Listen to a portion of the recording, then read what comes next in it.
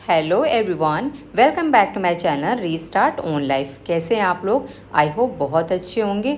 और हमेशा की तरीके आज भी मेरे दिन की शुरुआत सुबह 5 बजे हो रही है और मैं अपने दिन की शुरुआत एक गिलास हल्का सा गर्म पानी के साथ करती हूँ। और ये हेल्थ के लिए भी काफ़ी अच्छा होता है। कुछ लोग सिंपल पानी पीते हैं, कुछ लोग हल्का सा गर्म करके पीते हैं। सो मैं सिंपल पानी नहीं पीती हूँ, मैं हल्का सा गर्म कर लेती हूँ जितना पीने लायक होता है। और इसी से मेरे दिन की शुरुआत होती है। क्योंकि फ्रेंड्स, हम लोग ना रात भर के सोए हुए होते हैं और सुबह जब हम उठते हैं ना तो हमें डिहाइड्रेशन ना हो। सो इसीलिए ना सुबह उठ के एक गिलास गर्म पानी जो है वो ज़रूर पीना चाहिए। आप चाहो तो सिंपल पानी भी पी सकते हो।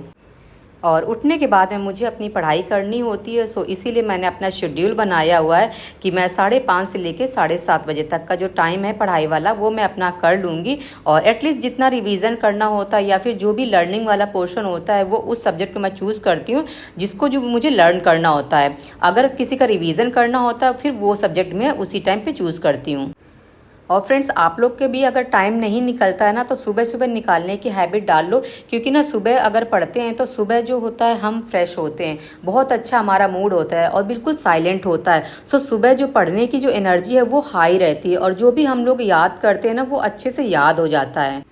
और सबसे बड़ी बात है सेटिस्फैक्शन की, क्योंकि हम सुबह सुबह ऑलरेडी पढ़ चुके होते हैं तो हमारे ना दिन की शुरुआत पढ़ाई से हो चुकी होती है। सो हमारा जो माइंड है वो भी अच्छे से तैयार हो चुका होता है कि हमने एक सब्जेक्ट पढ़ लिया है। बाकी देखिए, दिन में जो भी आप सब्जेक्ट पढ़ते हैं ना उनमें जो लोड है वो भी कम हो जाता है, क्योंकि एक सब्जेक्ट ऑलरेडी आपने शुरुआत में पढ़ लिया है। और देखिए, बहुत सारे ऐसे लोग हैं जो सुबह सुबह नहीं पढ़ते, नाइट में पढ़ते हैं। बट वो उनके साथ हो सकता है कि जो लोग मैरिड ना हो और जिनके पास में इस तरह की प्रॉब्लम ना हो घर संभालने वाली बात। बट जहाँ बात आ जाती है कि मैरिड भी हो, घर में बच्चे भी हैं, फैमिली को भी देखना है, सो देखिए नाइट में जो पढ़ाई है वो नहीं हो पाती है। क्योंकि सुबह सुबह जो बच्चे हैं वो स्कूल जाएंगे तो नाइट में अगर पढ़ाई होगी तो सुबह उठना बहुत मुश्किल हो जाएगा। सो फ्रेंड्स, मेरा भी रूटीन है ना मेरी बेटी पे डिपेंड करता है। मेरी बेटी का जिस तरह का स्कूल की टाइमिंग हो जाती है मैं भी अपनी टाइमिंग उसी तरह से मैनेज कर लेती हूँ। अभी जो टाइमिंग है वो थोड़ा लेट हो गया है स्कूल का, क्योंकि एग्जाम चल रहा है। 9:30 से ऐसे टाइमिंग हो गई है। सो इसीलिए मैंने जो अपना शेड्यूल है वो 5:30 से 7:30 तक बनाया हुआ है। और फ्रेंड्स, कल मैंने आप लोग के साथ एक वीडियो शेयर किया हुआ था जिसमें कि मैंने 3 मंथ्स की जो कंप्लीट स्ट्रेटजी है उसके बारे में आपको अच्छे से बताया हुआ था कि हम जो पूर्वालोकन घटना चक्र है उसको हम किस तरह से पढ़ सकते हैं। और अभी मैंने यूपी जीके पढ़ा था और यूपी जीके में मैंने 3 जिले पढ़े थे, सहारनपुर, मुजफ्फरनगर और बिजनौर। इनके बारे में मैंने पढ़ा हुआ था। और कुछ लोग कह रहे थे कि इसके बारे में बुक बता दो कि कौन सी आती है। सो देखो, बुक के बारे में आप जो है ना परीक्षा वाणी की ले सकते हो या फिर यूट्यूब में, जैसे कि मैं जो जिस चैनल से पढ़ लेती हूँ, अगर मुझे कोई चीज़ नहीं समझ में आती है तो RWS सिविल सर्विसेज करके चैनल है, वहाँ से आप पढ़ सकते हैं। और पढ़ाई करने के बाद मेरा टाइम हो जाता है वॉक के लिए और ये अभी 7:30 का टाइम हो रहा है। सो कुछ लोग कहेंगे इस टाइम पे टहलना होता है। सो मेरे लिए कोई मैटर नहीं करता है, मुझे जब टाइम मिलता है मैं तब टहलती हूँ, लेकिन हाफ एन आवर अपने लिए डेली निकालती हूँ। और मेरे घर के सामने पार्क है, सो इसीलिए मुझे ज़्यादा प्रॉब्लम नहीं होती। अगर कहीं ज़्यादा दूर जाना होता तो शायद दिक्कत होती। और ये पार्क है, यहाँ पे लोग 9 बजे तक भी टहलते हैं और ये पॉल्यूशन फ्री रहता है, बिल्कुल ग्रीन है। सो इसीलिए किसी भी टाइम आप टहल सकते हो।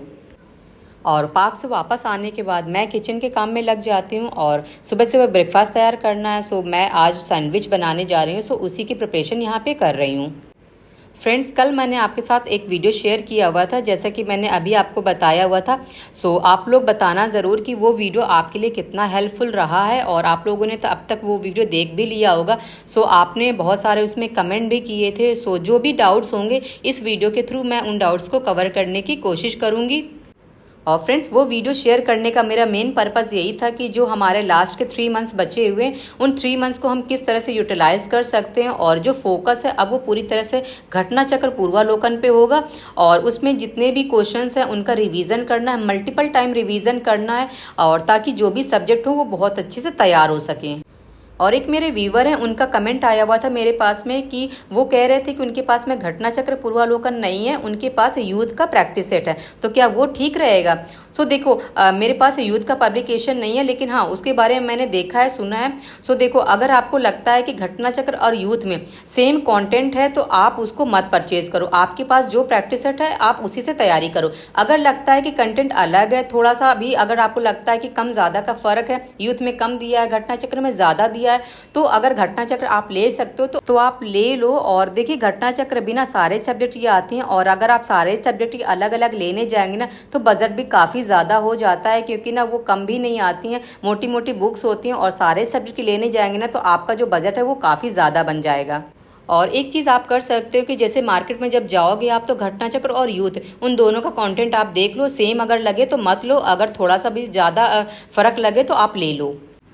और अब मैं यहाँ पे रीजनिंग सॉल्व कर रही हूँ, और रीजनिंग में मैं आज लगाऊंगी एज वाला जो चैप्टर है। ये देखो ये मैथ्स का भी पोर्शन बन जाता है और रीजनिंग में भी आता है। सो एज वाला जो है टॉपिक वो लगाऊंगे, और साथ में जो पेयर कॉम्बिनेशन करने के लिए आता है कि असेंडिंग डिसेंडिंग ऑर्डर में कि कितने पेयर्स लेटर्स के बीच में बनते हैं, और जो नंबर्स होते हैं, कोई नंबर सपोज लिखा हुआ तो उस नंबर्स के बीच में बनते हैं। तो इस तरह का जो टॉपिक है ये ठीक है, सिंपल है तो ईजी है, लेकिन प्रैक्टिस सारे सब्जेक्ट की करने हैं, सारे टॉपिक्स की करने हैं। सो इसीलिए स्टार्ट मैंने कर दिया है। और देखो कल जो मैंने वीडियो शेयर किया हुआ था उसके अकॉर्डिंग जो आज है, आज मैं रीजनिंग पढ़ूंगी, और साथ में मैंने यूपी जीके पढ़ा था, और अब जो है इसके बाद मैं हिस्ट्री पढ़ूंगी। और कुछ लोग का कमेंट मेरे पास में आता है कि दी आप रीजनिंग की बुक बता दीजिए। सो डियर मेरे पास रीजनिंग की कोई बुक नहीं है। मैंने इससे पहले भी वीडियो में बताया हुआ है कि रीजनिंग की मेरे पास कोई बुक नहीं है। मैं यूट्यूब से जो PDF है वो डाउनलोड कर लेती हूँ, और उसी से मुझे पता है कि कौन कौन से जो टॉपिक्स हैं वो आते हैं। सो मैंने PDF डाउनलोड किया हुआ, और यहाँ पर मैं PDF से ही सॉल्व कर रही हूँ। और आप लोग चाहो तो यूट्यूब में एक चैनल है RWA सिविल सर्विसेज, वहाँ से मैं रीजनिंग कर लेती हूँ, और उनका जो PDF है मैं डाउनलोड कर लेती हूँ। उनका ऐप आप इंस्टॉल कर लेना, वहीं से आपकी जो PDF है, जितनी भी PDF है वो डाउनलोड हो जाएगी। और देखिए यूट्यूब में बहुत ज़्यादा मैं वीडियो नहीं देख पाती हूँ क्योंकि टाइम नहीं होता, और सबसे बड़ी बात है ना, अगर आप वीडियो देखने के लिए बैठ जाएंगे तो उससे ना टाइम बहुत ज़्यादा जाता है। फिर आप ना बुक के बारे में आप नहीं सोच सकते कि बुक की रीडिंग फिर आप कर लो। बुक से जो भी आपको पढ़ना होगा ना उसके लिए आपको टाइम कम पड़ जाएगा, क्योंकि सारा जो टाइम है ना वो वीडियो देखने में ही निकल जाएगा। और एक और कमेंट था मेरे पास में कि घटना चक्र में जो ज्योग्राफी पोर्शन है वो किस तरह से तैयार किया जाए, क्योंकि ज्योग्राफी जो है वो देखो इतना इजी भी सब्जेक्ट तो नहीं है कि आप एक बार पढ़ोगे आपको अच्छे से तैयार हो जाएगी। सो उसके लिए आप क्या कर सकते हैं, यूट्यूब में आप देख सकते हो। अगर कोई टॉपिक आपको नहीं समझ में आ रहा है तो यूट्यूब से वहाँ से बस आप कॉन्सेप्ट क्लियर कर लो। बाकी जो चीज़ें ना मैंने ऑलरेडी आपको बुक के बारे में बताया हुआ है कि आप परीक्षा वाणी की जो बुक है आप वहाँ से पहले उस बुक जो चैप्टर आप पढ़ रहे हो उसकी रीडिंग कर लो। देन इसके बाद में जब आप घटना चक्र लगाओगे ना, सो डियर सारे जो आपके क्वेश्चन है वो बनने लगेंगे, फिर ज़्यादा प्रॉब्लम नहीं आएगी। सो फ्रेंड्स ये जो डाउट थे आपके रीजनिंग को लेके और साथ में ज्योग्राफी को लेके, ये मैंने आपको बता दिया है कि रीजनिंग के लिए मैं कोई बुक फॉलो नहीं करूँ, मेरे पास PDF है। सो PDF से मैं डाउनलोड करके वहाँ से क्वेश्चन सॉल्व कर लेती हूँ। और घटना चक्र के बारे में आपको बता दें कि ज्योग्राफी जो है वो मेरे पास में परीक्षा वाणी की बुक है, मैं वहाँ से पढ़ लेती हूँ। देन इसके बाद में ये जो घटना चक्र के बारे में एक्सप्लेनेशन है उसको अच्छे से पढ़ लेती हूँ। और एक और सब्सक्राइबर है मेरी, उनका जो डाउट है वो भी थोड़ा जेन्युइन ही है, क्योंकि देखो घर में हाउसवाइफ हैं, अगर घर में छोटे मोटे कामों में किसी तरह की अगर डाउट हो रहा है या फिर थोड़ी डिफ़िकल्टी आ रही है, अगर किसी ने भी थोड़ा सा भी उनके लिए हेल्प कर दिया ना, या जिससे उनका डाउट क्लियर हो गया और वो चीज़ आसान हो गई, तो इससे बड़ी खुशी वाली बात और कुछ नहीं हो सकती है। सो इसीलिए मैंने इस डाउट को भी यहाँ पर लिया हुआ है कि उनका डाउट था कि जैसे ये लोहे वाली कढ़ाई होती है उसको हम किस तरह से साफ़ कर सकते हैं ताकि ना इसका जो भी जंग है वो ना लगे और अच्छे से साफ हो जाए। सो अभी आपने देखा कि जब भी मैं साफ़ करती हूँ ना इसमें साथ में नींबू ऐड कर लेती हूँ। जब आप नींबू से साफ़ करोगे फ्रेंड तो बहुत अच्छे से क्लीन हो जाती है। और जब क्लीन हो जाए ना तो इसको आप खाली ऐसे मत रखो, अच्छे से पहले धुल लो। धुलने के बाद ना एक कोई भी जो आप किचन में यूज़ करते हो कपड़ा और जिससे बर्तन आप पोंछते हो उसी कपड़े से आप पोंछ लो, बहुत अच्छे से पोंछ लो, बिल्कुल साफ़ कर लो ताकि उसमें कुछ भी मॉइस्चर ना लगा रहे। अगर मॉइस्चर लगा रहेगा फ्रेंड तो उसमें जंग लगेगी। बस जब आप कपड़े से पोंछ लेंगे तो ऐसे ही रख देंगे, कभी जंग नहीं लगेगी। और देखो इसमें कुछ और ऑयल वगैरह यूज़ करने की भी ज़रूरत नहीं है, आप चाहो तो धूप में रख सकते हो जिसकी वजह पोंछ के, लेकिन अगर धूप में रखना है तो आपको पोंछ के रखना पड़ेगा। बिना कपड़े से पोंछे अगर आप कभी भी रखोगे उसमें देखो पानी लगा रहेगा तो जंग लगेगी। अब आप देख सकते हैं यहाँ एक भी कोई भी जंग नहीं लगी है। और इसी तरह की जो मेरी कढ़ाई है ना वो ऐसी ही रहती है। और नींबू से मैं साफ़ करती हूँ तो भी ये ना बहुत अच्छे से क्लीन हो जाती है। अब आप देख सकते हैं बिल्कुल वाइट हो चुकी है और इसमें जंग नाम की एक भी चीज़ नहीं है। और मैं बहुत ज़्यादा झंझट भी नहीं करती हूँ। जब भी मैं साफ़ करती हूँ, बर्तनों को धुलती हूँ, कढ़ाई हो गया और तवा हो गया, इनको हमेशा ना नींबू का यूज़ करती हूँ। नींबू लगा दूंगी और साथ में जो विम बार यूज़ करते हो आप घर में के बर्तन साफ़ करने के लिए, उसी से साफ़ करोगे। और साफ़ करने के बाद में धुल के अच्छे से इसमें ना कपड़ा मार के बस मैं रख देती हूँ। ना तो मैं धूप में रखती हूँ और ना ही कोई और तरीका करती हूँ, बस हमेशा कपड़े से अच्छे से पोंछ के रखती हूँ। सो डियर, आप भी यही तरीका अपनाना जिस तरह से मैं करती हूँ, और आपकी भी कढ़ाई ना ऐसे ही चमकेगी जिस तरह से मेरी चमकती है। और देखिए फ्रेंड्स, यही सारी चीज़ें होती हैं एक हाउसवाइफ के लिए मैनेज करना ना। जैसे कि हम पढ़ाई भी कर रहे हैं और अपने घर के भी काम संभाल रहे हैं, तो देखो कितनी सारी प्रॉब्लम्स आती हैं और बहुत सारी चीज़ों के बारे में ना पता भी नहीं होता है, और जिसकी वजह से ना हम डेली सफ़र करते हैं।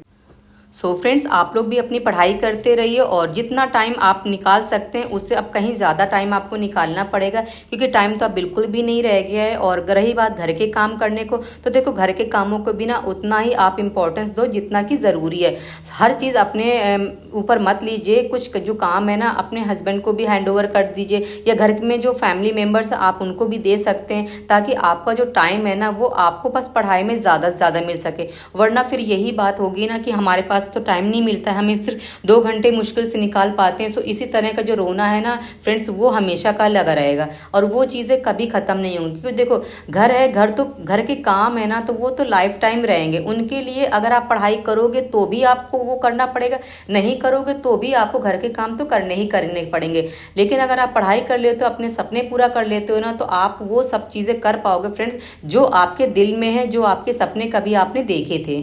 और देखिए यहाँ पे अब ना लापरवाही करने का कोई चांस नहीं बनता है, क्योंकि ना हम ऑलरेडी इस सब चीज़ों से जूझ रहे हैं, क्योंकि हमें घर भी संभालना है, अपनी पढ़ाई भी करनी है। सो इसीलिए दिमाग पे भी देखो प्रेशर बहुत ज़्यादा होता है, और ख़ासतौर पे तब ज़्यादा होता है ना जब हमें टाइम कम मिले, घर के काम में हम ज़्यादा उलझे रहें।